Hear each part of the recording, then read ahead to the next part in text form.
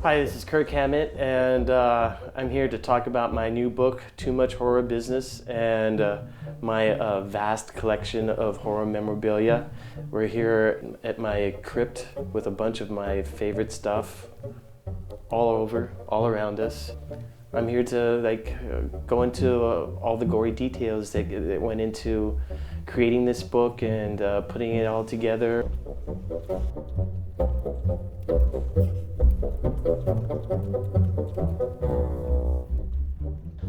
I first got into all this stuff when I was 6 years old.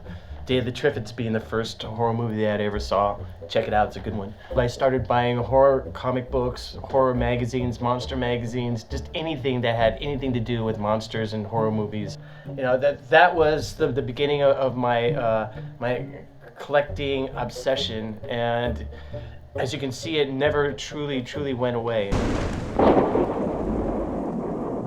On television back then, there were these TV shows that had these horror hosts here in the San Francisco Bay Area.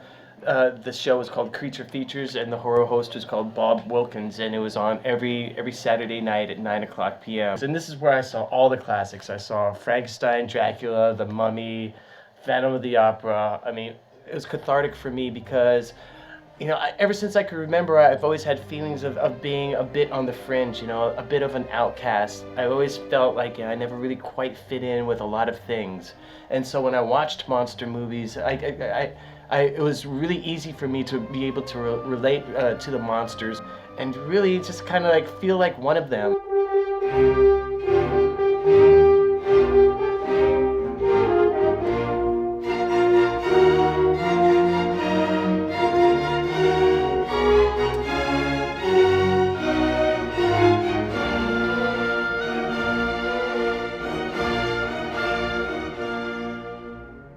Making this book took me the better part of 3 years. As I was putting all this together, I was scrambling and making notes and drawing all over everything and making illustrations of how I wanted things to go here and there.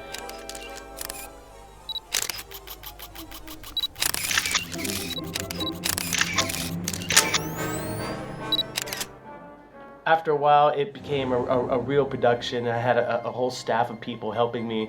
Some of it was damaged, some of it the paint was chipped, some of it was just falling apart. I had some just amazing effects guys come up and basically repair a lot of the masks and toys. Though I did spend a lot of time at the kitchen table with a tube of crazy glue putting together stuff that's just falling apart. It was pretty insane because my house was overrun by this stuff. Not like it isn't now. My most favorite pieces in this collection are two pieces. One of them is the outfit that Boris Karloff wore in The Black Cat. Another one's the outfit that Bela Lugosi wore in White Zombie. And when I got these pieces, I thought, how am I going to display them? And so I remember reading about this sculptor called Mike Hill. And what I did was I had him sculpt Boris Karloff as the character he played in the Black Cat, and also sculpt Bela Lugosi as the character Murder Legendar that he plays in White Zombie. And the cool thing about the Bela Lugosi figure is that Bela Lugosi's hands on the figure are molded from Bela Lugosi Jr.'s actual hands. Mike Hill actually knows Bela Lugosi Jr. and had him come over to his house. And Mike actually molded his hands. Hey Mark, I need a hand. Not that one. The funny thing is, you know, the figures are here in the house. I like to come down here with my guitar and just play and just stare at everything. I have been scared in this house before, yes, actually numerous times. Some of it has nothing to do with all this stuff. I mean, come on, look around. I mean, how can you not like get spooked now and then? That guy right there is the worst. My figure right there is the scariest figure in this whole place. Nosferatu's pretty scary too. I mean, especially after I've had a long night. I come back here and come downstairs. Sometimes I feel like he looks.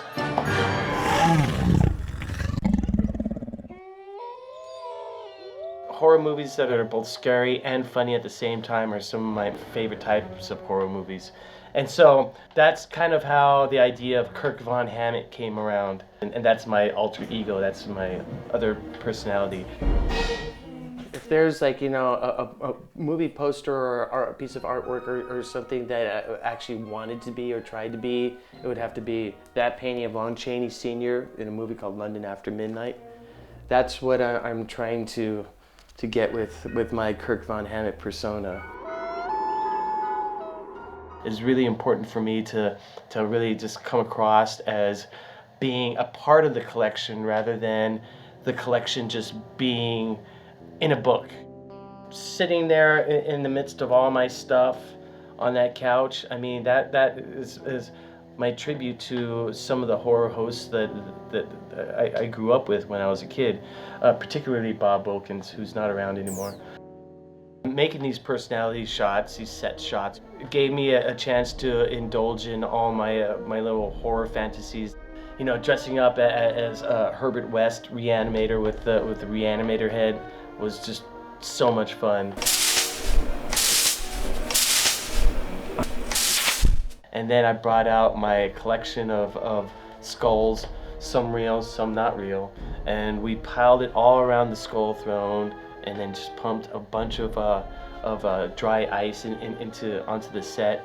And I sat there with my Donnie Darko mask on, and that's a perfect example of my inner monster nerd just being released.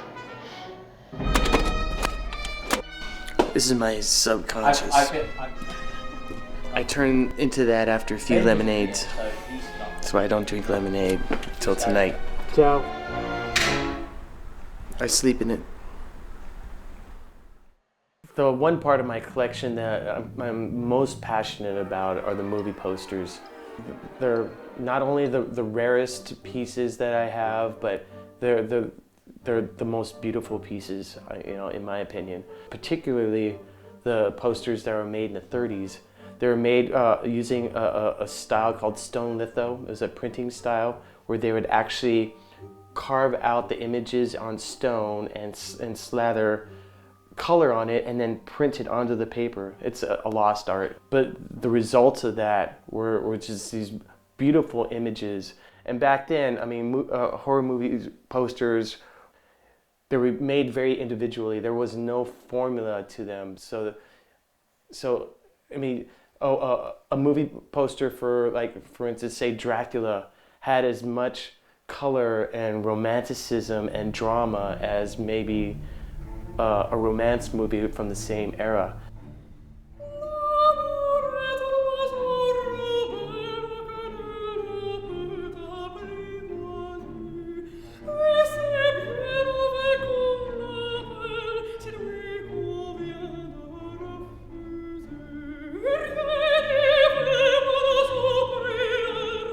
Another thing that I was very adamant about was taking a picture with my mummy guitar on next to my Mummy 3 sheet, which is like over 6 feet tall.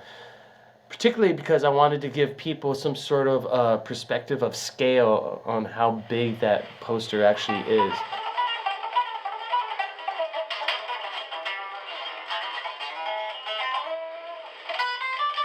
It's a fantastic guitar. One of my favorite guitars. This is the one I hardly ever play in public. Reason being, it has all these hieroglyphics and it's confusing for me to figure out where I am because of all these graphics. Just for the record, this says, "We can all get together, brothers and sisters." So, being in Metallica has been great. It's been very instrumental in giving me an opportunity to be able to track this stuff down and to continue collecting. But I have to say, it's not because of the band that I'm into this stuff. I've been into this stuff ever since I can remember. And the book has been a great opportunity for me to amass and organize all this stuff and present it to all the other horror nerds out there as my gift to them. But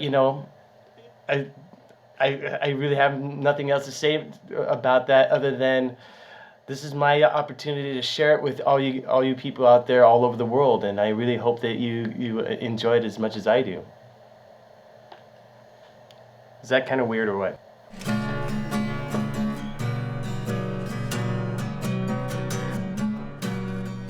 I don't know what it is, what the hold this stuff has on me, but you know, I feel such a deep emotional attachment, and I have such a sentimental connection with all this stuff. I mean, it simultaneously comforts me, it inspires me, it grounds me.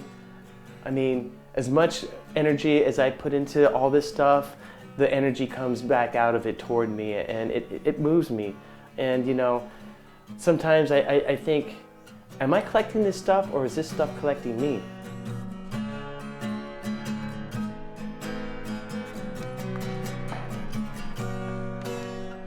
All right, I can get out of this monkey suit. Get out of that monkey suit.